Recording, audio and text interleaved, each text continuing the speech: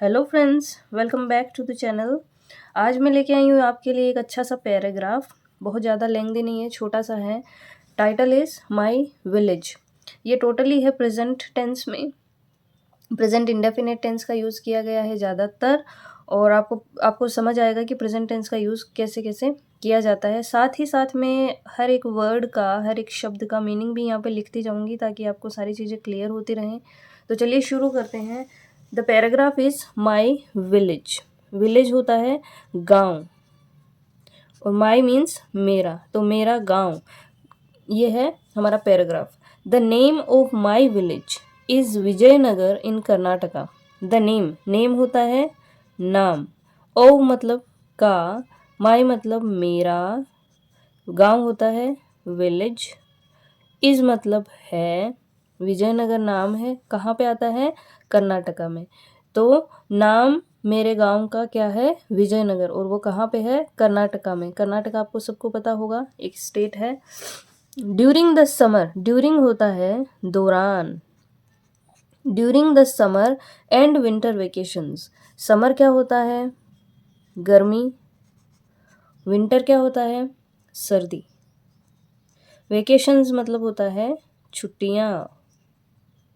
During the summer and winter vacations, की गर्मी और सर्दी की छुट्टियों के दौरान। अब देखिए ऋतुएं होती हैं ना, 4 ऋतुएं होती हैं, आपको पता है, समर, विंटर, ऑटम, और हो जाती है रेनी सीजन। तो इनमें से ये जो ऋतुएं होती हैं ना, इनके आगे आप हमेशा द आर्टिकल का यूज़ करते हो, ठीक है, इसलिए यहाँ पे द आया है। द समर एंड विंटर, क्योंकि इन दोनों को साथ में लिखा गया है तो अलग अलग द लगाने की ज़रूरत नहीं है। क्यों? क्योंकि समर और विंटर को एंड से जोड़ के एक बना दिया गया, इसलिए यहाँ पे द लग गया। अगर ऐसे होता कि समर अलग है और विंटर को फिर अलग यूज़ किया गया है तो विंटर के पहले भी द आता, ठीक है। तो during the summer and winter vacations, vacations मतलब होती है छुट्टियाँ। आई विजिट, अब कोमा है, फिर कहता है I visit my village. Visit होता है भ्रमण करना, माई मतलब होता है मेरा, विलेज मतलब होता है गांव। आई मीन्स मैं, तो मैं भ्रमण करता हूँ मेरे गांव का। तो समर और विंटर वेकेशंस के दौरान, छुट्टियों के दौरान मैं अपने गांव जाता हूँ या भ्रमण करता हूँ। My grand parents live in the village. My मतलब मेरे, ग्रैंड पेरेंट्स होते हैं, अब यहाँ पे हैं दादा दादी, नाना नानी भी होते हैं, है ना। दादा दादी या नाना नानी। लिव मतलब होता है रहते हैं, इन द विलेज मतलब गांव में। तो मेरे जो दादा दादी हैं या नाना नानी जो भी हैं, लिव इन द विलेज, वो रहते हैं गांव में। My grand parents house is one of the biggest houses in the village. My means मेरा या मेरे भी होता है ना। ग्रैंड पेरेंट्स हाउस, ये पूरा एक साथ में फ्रेज है। ग्रैंड पेरेंट्स, यहाँ पे अपोस्ट्रोफी लगी है, इसका मतलब है का, के, की। हाउस मतलब होता है घर, ठीक है। तो मेरे जो ग्रैंड पेरेंट्स हैं उनका घर, इज मतलब है, one of the biggest houses. अब देखिए द बिगेस्ट है मतलब बहुत बड़ा, सबसे बड़ा। क्या है सबसे बड़ा? हाउस। लेकिन यहाँ पे एक चीज़ साथ में आई है, फ्रेज यूज़ हुआ है पूरा, one of the biggest houses, मतलब जितने भी बड़े बड़े घर हैं वहाँ पे, उन सब में मेरा भी दादा दादी का या नाना नानी का जो घर है ना, वो बहुत बड़ा है। मतलब जितने भी बड़े बड़े घर हैं उनमें से एक मेरे दादा दादी का घर है, इन द विलेज, उस गांव में, ठीक है। My grand parents, my grandmother does social work for the villagers. My मतलब मेरा या मेरी या मेरे, यहाँ पे मदर है तो मेरी आ जाएगा, ठीक है। ग्रैंड मदर मतलब दादी या नानी। हमें यहाँ पे ये पता नहीं है कि इन्होंने किसकी बात की है, पर दोनों का इसका मतलब दोनों ही हो सकता है। तो डज मतलब करती हैं। अब देखिए प्रेजेंट में चल रहा है सब कुछ, तो अब जैसे आपको ये बताना है कि मेरी दादी ये काम करती हैं, मतलब प्रेजेंट टेंस है ये, है ना। तो अपन क्या यूज़ करेंगे? डू। और क्योंकि ग्रैंड मदर सिंगुलर है, अकेली है, तो ईएस लग जाता है। आपने पढ़ा होगा ना, सिंगुलर जब होता है सब्जेक्ट या नाउन तो उसके साथ एस या ईएस लगता है वर्ब में, ठीक है। तो डज मतलब करती है, सोशल वर्क मतलब सामाजिक कार्य, सामाजिक कार्य। फॉर मतलब के लिए। द विलेजर्स मतलब गांव वालों के लिए। ठीक है, विलेजर्स, विलेज है गांव और विलेजर्स मतलब गांव वाले, गांव में रहने वाले। तो मेरी जो ग्रैंड मदर हैं वो सामाजिक कार्य करती है गांव वालों के लिए। देयर मतलब वहाँ, कहाँ पे, गांव के लिए यूज हुआ है वहाँ। आर मतलब हैं। मल्टीपल मतलब खूब सारे, तरह तरह के। वेल्स, वेल होता है कुआं और वेल्स मतलब कुएं। हैंडपंप्स, एस लगा है ना, हैंडपंप आपको पता ही होगा, जो हाथ से पानी जो निकालने का काम करता है, वहाँ पे पंप लगा होता है एक, तो वो होते हैं हैंडपंप्स। एंड रिवर्स, एस लगा है मतलब नदियाँ। इन आवर विलेज हमारे गांव में। आवर मीन्स होता है हमारा या हमारे गांव में। ठीक है, तो वहाँ मतलब गांव में आर मल्टीपल वेल्स, कई तरह के, तरह तरह के या खूब सारे, आप इसको खूब सारे भी कह सकते हैं, खूब सारे कुएं, हैंडपंप्स एंड नदियाँ है हमारे गांव में। हियर मतलब यहाँ। पीपल मतलब है लोग। फैच, फैच होता है लेके आना, लेकर आना, तो फैच मतलब लेकर आते हैं। वाटर, वाटर क्या होता है, पानी। फ्रॉम मतलब से, कहाँ से, दीज सोर्सेस, दीज सोर्सेस मतलब ये जो संसाधन है ना, इन संसाधनों से आ गया फ्रॉम। ठीक है, संसाधन कौन से, सोर्सेज होते हैं संसाधन, जो आपके पास वेल्स हैं, हैंडपम्प्स हैं, रिवर्स हैं, ये सारे हो गए संसाधन। तो यहाँ से वो लेके आते हैं, किस लिए, फॉर मतलब आता है के लिए।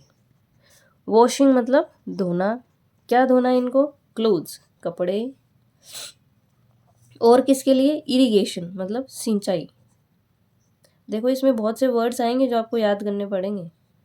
अगर आप बिगिनर हैं ना, तो इन वर्ड्स को अच्छे से, वीडियो को बार बार देखें और इन वर्ड्स को अच्छे से याद करें। इरिगेशन होता है सिंचाई, और ETC एटसेट्रा मतलब इत्यादि। तो कह रहा है कि यहाँ पे लोग पानी लेके आते हैं, कहाँ से, इन संसाधनों से जो ऊपर बताए गए हैं, इन संसाधनों से पानी लेके आते हैं। फॉर मतलब के लिए, किन किन चीज़ों के लिए, कपड़े धोने के लिए, सिंचाई के लिए इत्यादि, है ना, कपड़े धोने और सिंचाई इत्यादि के लिए इन संसाधनों से गांव वाले यहाँ से पानी लेकर आते हैं। दे मतलब होता है वे। सेलिब्रेट मतलब मनाते हैं, सेलिब्रेट होता है मनाना, और सेलिब्रेट मतलब मनाते हैं। अब देखिए आपको फर्स्ट पर्सन होता है आई। ठीक है, ये हो गया फर्स्ट पर्सन, फर्स्ट पर्सन होता है आई। ठीक है, सेकंड पर्सन आई और वी, और सेकंड पर्सन हो गया यू। ओके, और थर्ड पर्सन हो गया ही, शी, इट, दे। ये क्या हो गया, थर्ड पर्सन। क्लियर। तो यहाँ पे देखिए ये आया दे मतलब वे, किन के लिए आया है, लोगों के लिए। ठीक है, सेलिब्रेट क्योंकि ये खूब सारे हैं, है ना, दे होते हैं वे मतलब सारे लोगों के लिए। तो यहाँ पे सेलिब्रेट, ये सेलिब्रेट यहाँ पे वर्ब है। ठीक है, वर्ब के तौर पे यूज हुआ है। तो ये खूब सारे हैं इसलिए केवल सेलिब्रेट। अगर खूब सारे नहीं होते, मतलब यहाँ पे ही या शी होता है, तो सेलिब्रेट्स आ जाता, एस लग जाता। ठीक है, तो वे मनाते हैं देयर जॉयज, उनकी जॉय होती है खुशी, और जॉयज मतलब खुशियाँ। टुगेदर मतलब साथ साथ। एंड मतलब और। स्टैंड मतलब खड़े रहते हैं। यूनाइटेड मतलब एक साथ। इन टफ टाइम्स बुरे समय में। ठीक है, तो वे अपनी जो खुशियां हैं वो साथ साथ मनाते हैं और खड़े रहते हैं एक साथ बुरे समय में। ठीक है, एवरी पर्सन प्रत्येक व्यक्ति, एवरी मतलब प्रत्येक, पर्सन होता है व्यक्ति। इन माई विलेज मेरे गांव में, इज मतलब है हार्ड वर्किंग मतलब मेहनती। तो प्रत्येक व्यक्ति मेरे गांव में हार्ड वर्किंग है, मेहनती है। हार्ड वर्किंग क्या हो गया यहाँ पे, एडजेक्टिव हो गया, क्या हो गया, एडजेक्टिव, एडजेक्टिव मतलब विशेषण। विशेषण क्या होता है? जो किसी की विशेषता बताए। जैसे यहाँ पे व्यक्ति, हर एक व्यक्ति की विशेषता बताया है कि वो क्या है? हार्ड वर्किंग है। My village does not have tall buildings, apartments, skyscrapers and glittering lights. My village, यहाँ पे सेंटेंस कंप्लीट। My village मतलब मेरा गांव। Does, अब गांव क्या है? सिंगुलर है ना, ये नाउन सिंगुलर हो गया, तो यहाँ पे लग गया es। ठीक है। Does not मतलब नहीं होना, किसी चीज़ का नहीं होना के लिए does not का यूज़ होता है। have मतलब होना। ठीक है। तो डज नॉट हैव मतलब नहीं है। क्या नहीं है? टोल मतलब लंबा या लंबी, बिल्डिंग्स मतलब इमारतें, अपार्टमेंट्स मतलब जो बड़े बड़े फ्लैट्स होते हैं वो, स्काई स्क्रैपर्स मतलब होता है गगनचुंबी इमारतें,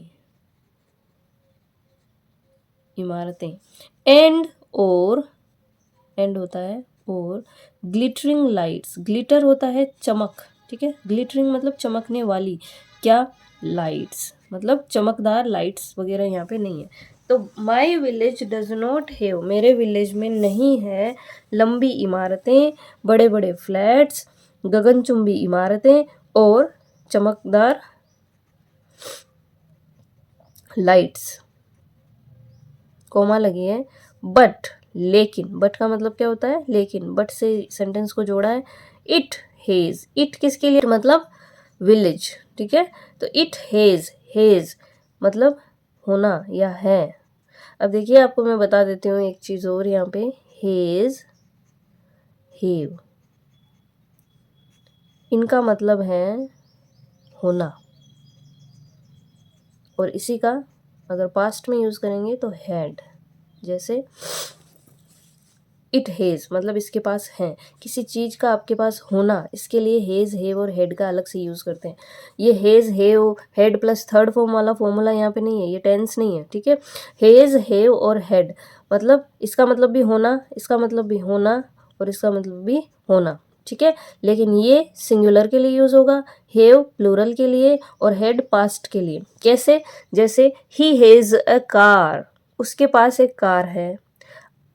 आई हैव अ कार, मेरे पास एक कार है, क्योंकि आई के साथ हमेशा हैव आता है ना। वी हैव अ कार, हमारे पास एक कार है। अब वी देख ली, वी आ गया प्लूरल, प्लूरल होते ही यहाँ पे हैव आ गया। ठीक है। फिर नेक्स्ट है हैड। जैसे वी हैड अ कार मतलब हमारे पास एक कार थी। आया समझ? तो हेज, हैव और हैड अगर ये अलग से यूज़ किए जाते हैं, इनके साथ थर्ड फॉर्म नहीं होती है, तो इसका मतलब होता है होना, किसी चीज़ का आपके पास होना। तो ये कहता है कि मेरे विलेज के पास क्या नहीं है? डज नॉट हैव नहीं है, क्या नहीं है? टोल बिल्डिंग्स, ये सारी चीज़ें। फिर कहता है बट लेकिन, इट मतलब ये गांव, इट हैज़ मतलब इसके पास है, क्या है? पीस मतलब शांति, वार्मथ मतलब गर्मी, किसकी गर्मी? रिश्तों की गर्मी, गर्माहट भी कहते हैं इसको, है ना। And a welcoming attitude, welcoming मतलब हमेशा स्वागत के लिए तैयार रहना। एटीट्यूड होता है रवैया, मतलब इसका रवैया जो है ना, कोई भी आ जाए तो स्वागत वाला रवैया है इसका। ठीक है। तो इसके पास, मेरे गांव के पास शांति है, रिश्तों की गर्माहट है और वेलकमिंग एटीट्यूड है। कभी भी चले जाओ आप, आपके लिए हमेशा वो तैयार रहते हैं। आई मतलब मैं, लव मतलब प्यार करता हूँ। स्पेंडिंग, स्पेंड होता है खर्च करना या बिताना, है ना। स्पेंडिंग मतलब मैं पसंद करता हूँ बिताना। वेकेशंस मतलब छुट्टियाँ। इन माई विलेज मेरे गांव में। अलोंग विद का मतलब है के साथ, किसके साथ? माई पेरेंट्स मेरे माता पिता, एंड ग्रैंड पेरेंट्स और दादा दादी या नाना नानी। ठीक है। तो I love spending vacations in my village along with my parents and grand parents. तो मुझे अपनी जो छुट्टियां हैं उनको बिताना पसंद है मेरे गांव में, मेरे माता पिता और दादा दादी या नाना नानी के साथ। So this was the paragraph for today. कैसा लगा आपको ज़रूर बताइएगा। चीज़ें आपको बहुत सीखने को यहाँ से मिलेंगी। जो भी आपके साथ और भी पढ़ने वाले बच्चे हैं, तैयारी कर रहे हैं, आप उनको ज़रूर शेयर करिएगा और चैनल को लाइक शेयर करिएगा, सब्सक्राइब भी करिएगा। इससे होती हूँ मैं मोटिवेट, ताकि मैं आपके लिए और बना सकूँ अच्छे अच्छे वीडियोज़। Thank you. मिलते हैं अगले वीडियो में। Till then bye.